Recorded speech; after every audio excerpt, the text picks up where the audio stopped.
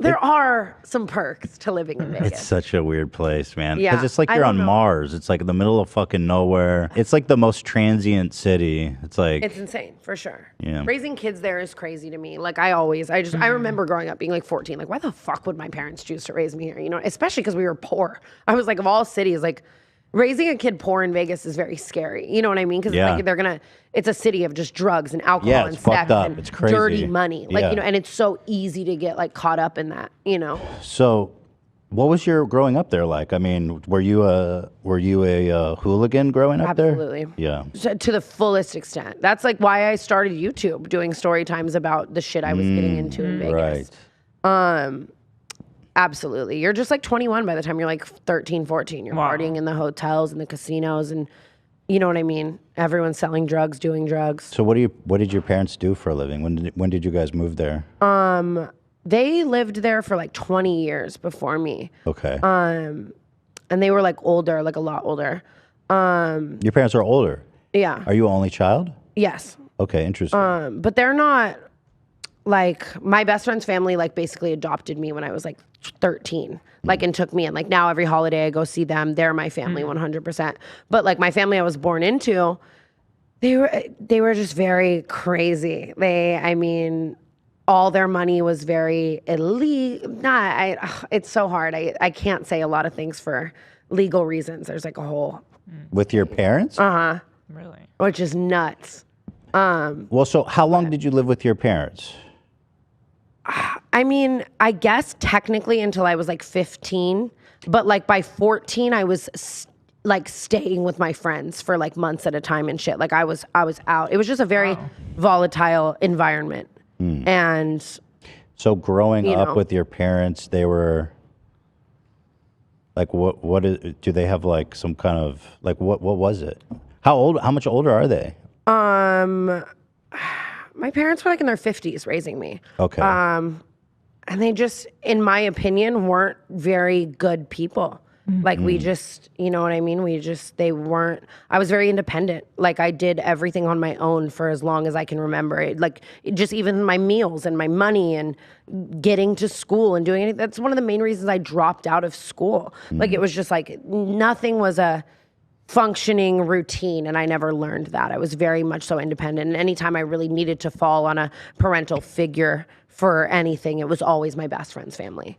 That's got to be painful, though, that like your relationship with your parents is so fraught. 100%. 100%. That's hard. That's really... And obviously being an only child through that as well, and not really having someone to like, and that's why I credit my best friend to like saving my life, or like being my brother.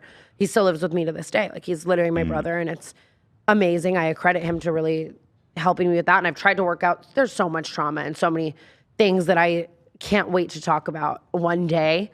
Jeanette McCurdy wrote that book that was like, I'm glad my mom died. Yeah. Is it like that? It 100%. Holy fuck, dude. Like, I can't wait until, but. Do you want your parents to die? I don't want them to die. I don't want anyone to die. Would you be sad if they died? It's weird. I just had this recently, like, I guess I found out through the grapevine that my mom was like super sick, I guess, right? My birth mom. And you don't talk to them at all. You don't know anything and about even them. then, it was like, it was up in the air of like, what if she dies, right? And I had this whole existential moment of like, I remember crying, and I was like, why am I crying? Like, I don't feel like this person ever loved me. But it's sad knowing that it's closed. I guess you'll always have that irrational hope that they could one day be people and like apologize. It's not even right? irrational. We need the love of our Well, I just mean situationally irrational. I know they never will. Yeah. And I was like, why? You know what I mean? And I went to therapy about it a lot. My therapist was like, and it's hard too when you talk to people about it, because it's very much like, what if my mom dies? And everyone's like, call her, talk to her. That's your mom. And I've always been such a firm believer in like, because people have said that to me my whole life. And you know, I'm like, I don't talk to my parents. They're not my cup of tea. And people are like, but it's your mom, it's your dad. But to me, it's, if someone never shows you the love. When you say it wasn't my cup of tea, I don't think people understand. I know, because it sounds like I'm speaking in my legal terms. It sounds like there was abuse. Absolutely. It sounds like it was a really traumatic. Absolutely. You know, but and so I've said that before, and then I've been in court having to almost pay millions of dollars for slander. Really? You can slander your parents? Apparently, you Like, what can. damage are you going to do to them? Yeah, So are you going through litigation right now with your parents? This was it's over. This was like 3 years ago, probably. And did you guys settle? Yeah, out of because court? it's basically. I guess I can talk about this. I don't know. I mean, Well, did you my sign lawyer- an NDA? I signed a non-disparagement.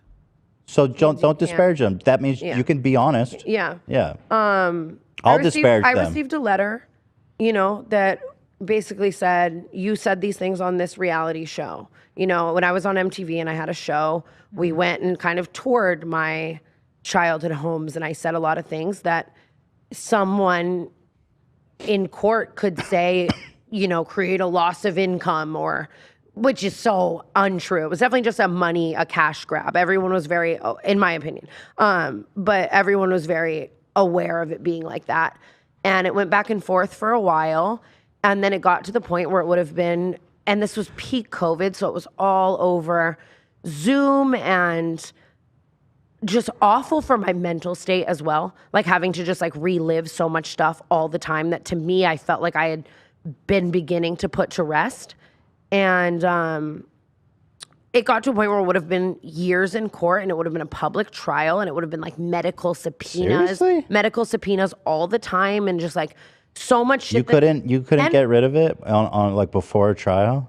I tried as hard as I possibly could. What the fuck? And I don't want to see them. I don't want to talk to them ever again. I don't want to feel that way ever again. I don't want to watch them defend that all the shit that they did to me was that they were good parents, just watching, in my opinion, lie. Mm-hmm. And we settled, and I had to pay them a couple $100,000. Wow. That must That be Felt like shit. Oh my God. That was the day in my head where they really they were dead to me. You know what I mean? Because if you can do that to your kid, I'm mind blown. yeah, you suck. But words can't express how grateful I am for my best friend's family. They are literally my mother and my father, and he has siblings, and they're my brother and my sister, and I'm lucky as fuck. Cause you know what I mean? I guess so many people don't go through Tana Mongeau's life where you have a reality show and your parents sue you. And that was I would say that is a very, very, very, very rare upbringing of what you're 100%. describing. That's Yeah. wild.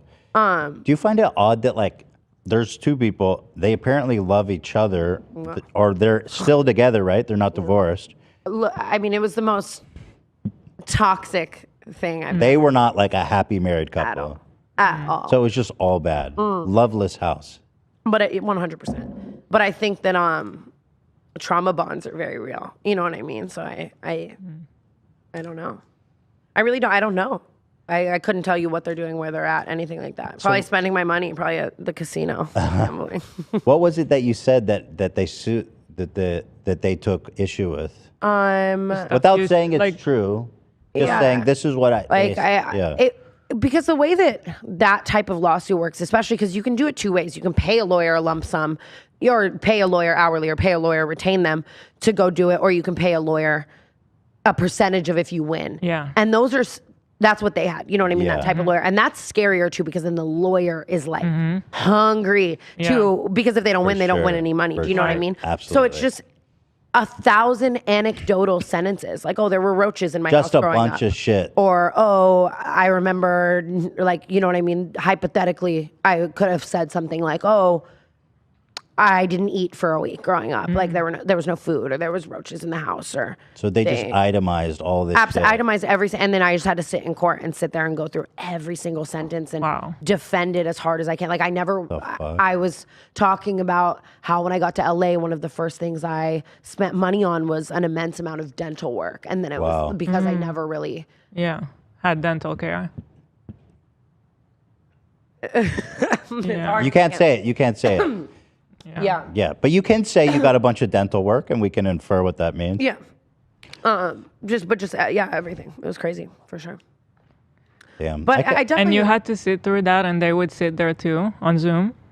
A lot of it, luckily, thankfully, was mediation based, where I would say something to a mediator, and the mediator would go say it to them, and then they would say something to the mediator, and the mediator would come back and say it, which honestly I think really saved my mental health a lot, because I think that if I had to, you know what I mean, it would have been a lot harder. It was crazy. I just hired my what would be my executive assistant for the next like 3 years. And her first like real thing with me, like now it's like, come help me with Dizzy. But with her, it was like, let's go to court every day. Wow. And I need you to take notes. And it was nuts. That's how I knew she was a great person and rode for me, because it was very intense. But yeah. Shout out. She's here. Shout out Kyla. No, that's big. But That's pretty okay, incredible okay. that you survived that. That sounds really, really That's fucking. so yeah, it's hard. I'll crazy. definitely have to insane. unpack a lot of trauma, but in my life. But you know what I mean? I got a lot of therapy about it, and the therapist was helped me work through the fact that, like, why do I want to give peace to people who never gave me peace, and type of thing. You want to give peace to them? No, like if they were dying, like I would only be saying like goodbye for them. Would you I do guess. that if they were like on their deathbed? Would you No. say anything? No. What if they what if you're whatever? I mean, what if they called you and they're like, "Hey, I'm dying. I just want to." I wouldn't answer. Really? I mean, well, I don't answer unknown callers, and I wouldn't answer if it was their number, I guess. And I mean, I guess if somehow an interaction happened where we were on the phone, and they said that, I would probably just respond like a human being, like, I'm really sorry that's happening, and Damn. hope you were in a better place in the last quarter. Got any shit you can sell to give me my money back? Well, you can't defame dead people. Just saying. Trust me, I think about that Once daily. they Yeah. expire, Yeah, it's all you. that actually, I want to write a book so bad. I've written so much about all the shit I've done in LA, but to me, it feels so incomplete without That's huge. a childhood story. So that's honestly the only reason I don't have a serious but life story up until now out, I guess. Wow. I'm kind of As parents, yeah, me too. Like we're parents now, and I can't even imagine. Like, That's what's exciting for me, though. I will say one of the It's things so that brings broken. me like peace and happiness is one day I can't wait to be a mother who loves their children yeah, so much and do it unconditionally. your way. Absolutely. And you know what I mean? And maybe that was the purpose of all of it. I don't know. I'll never know. So anyways, guys, what's Philip Franco up That's to? so sad. It's so No, I'm sad, and I interested. feel like I think it tells it's very. I mean, this is a huge part of who you are, and I think that's why I was really also is. So crazy. It explains a lot. Yeah. Yeah, exactly. I'm just kidding. And no, but literally- how could you not be crazy, like, and do crazy stuff? Yeah. It's like what My the hell? first manager, I really accredit to teaching me a lot of so much just shit, social shit I never learned. Like how to, you know what I mean? I accredit so many of my OG scandals to me just being like a lawless fucking fatherless rat. You know, like I needed to learn a lot. Was there one parent that you had a bigger issue with, or were they both kind of equally horrible? Equally horrible in different ways, Wow. I think. You know what I mean? God damn. Yeah. Being sued by your own parent, I feel like it's like a stab in the heart. it's Like crazy. what the hell? We weren't in a good place, you know, when it happened, I guess, but I didn't. That's just such a further thing, you know what Yes, I mean? and But it's further, but- it's so hard. I hate having to talk about, because you know me, that's the only time I can't talk about shit the way I want to is when there's legality, and it drives me, and that's what sucks too, is Yeah. feeling silenced about it, for Right. sure. But like, I don't even know, like, they always, in my opinion, I think that my financial success excited them. There were a lot of instances where I was paying for things, you know what I mean, for them by force. My 18th birthday was the happiest day of my life because I'd been doing this for like 3 years, and they were, I was a minor. They were controlling my finances. Really? So, absolutely. Wow. They were collected. Like if you got a check from YouTube, they would take it. Or like not give spend you. Oh my God, really? They had access to it. I mean, yeah, you have to be emancipated legally, at least in the state of Nevada. I guess that makes sense. I mean, you're under 18. Usually parents aren't that horrible to do that. 100%. And oh my God, and I was so bitter for years seeing the people with the like loving momager who like helps. Oh my God. But yeah, in Nevada, you have to be like legally emancipated, and usually an emancipation requires a sign off of the parents. But what parent who wants the benefits of Yeah, of are course. gonna, and then obviously there's other ways around that, but they were just so difficult. Had you looked into the legal options of like separating from your parents? It was that Yeah. bad? Oh my God. I remember being 14, like knowing what emancipation meant. You know what I mean? Like I was, oh yeah.